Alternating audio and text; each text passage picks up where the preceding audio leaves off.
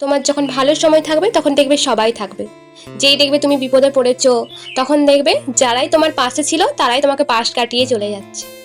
এটাই হচ্ছে আসল সত্যি কথা, যে তুমি যখন বিপদে পড়বে তখন তুমি বুঝে যাবে যে কে তোমার পাশে আছে আর কে তোমার পাশে নেই। তো আমার বড়মা এই পাশের বাড়ি কাকিমাদের পাশের বাড়ি থেকে জামগুলো নিয়ে আসছিল। জাম খেতে কার কার ভাল লাগে, আমার তো খুব ভাল লাগে। এই বছর আমি প্রথম জাম খেলাম। আর জানো তো যখন ব্যাঙ্গালোরে থাকতাম জাম কত কেজি টাকা করে কেজি জানো? 40 টাকা, 40 টাকা বলছি, সরি 400 টাকা করে কেজি, মানে 100 গ্রামে 40 টাকা, মানে এত টাকা দিয়ে জাম বিক্রি হয় ওখানে। তো যাই হোক ভালো লাগে।